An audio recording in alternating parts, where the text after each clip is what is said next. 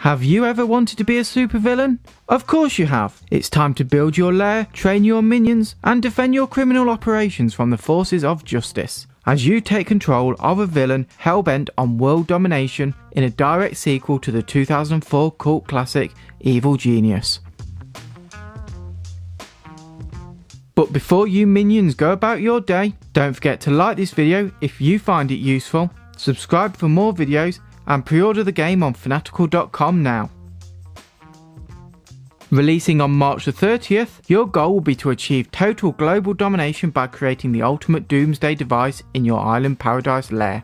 You will fill this lair with training facilities for your minions and of course dangerous traps to beat them annoying do-gooders. But before you do that, you'll have a difficult decision to make.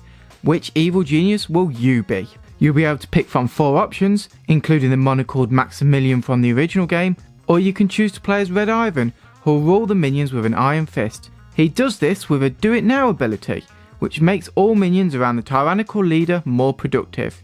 In the game, every evil genius will have different storylines and specialities, so no two will be the same. Maybe with one of these you'll even get that $1 million.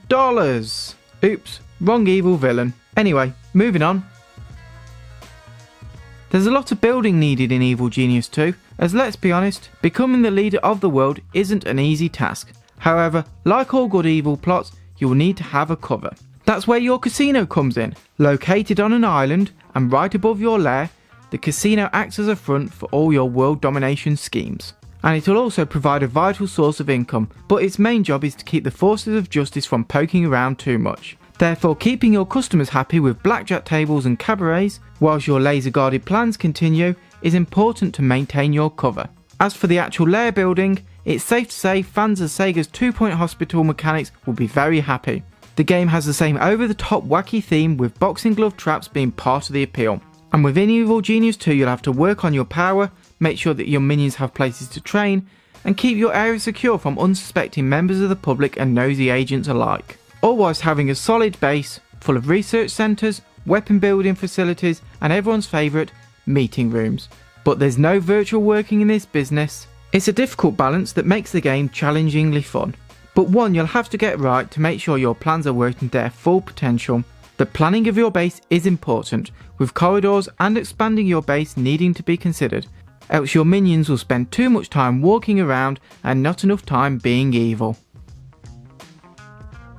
Training your minions will be a key part of your evil plans, with each having an archetype being muscle, deception, or science. These will determine the minions' jobs, such as muscle creating guards, whereas deception will lead to your minions working in your casino to keep your illusion alive. And if you're more of a progressive genius, then you can put your effort into training scientists, who will research new traps and weapons to keep your lair running and improving. All of these minions also have traits, which will help or hinder your goal for world domination. For example, an unsuspecting minion may not recognise a spy within your ranks.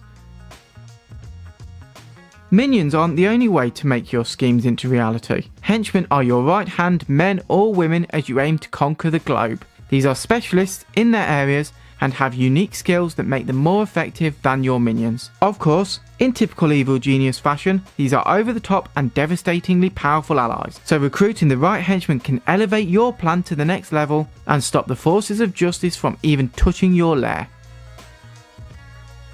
Your evil schemes don't just start with world domination, with over the top objectives that can help your cause playing a part in the game. These will include selling the British royal family, kidnapping the governor of Maine, and quite literally baking Alaska.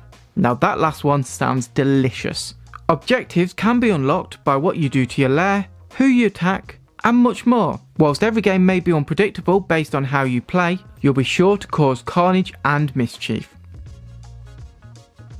As a villain, you won't just be recruiting and destroying, you're sure to attract enemies, and the forces of justice is determined to bring your plot to an end. They'll attempt to ruin your lovely base by storming it with their forces. This means you'll have to build traps, arm your minions, and fight back to keep the do-gooders at bay and your evil plan in motion. The best part is that any pesky foreign agent that makes it into your base can be captured, tortured, and exterminated in a variety of ways, just the way we like it.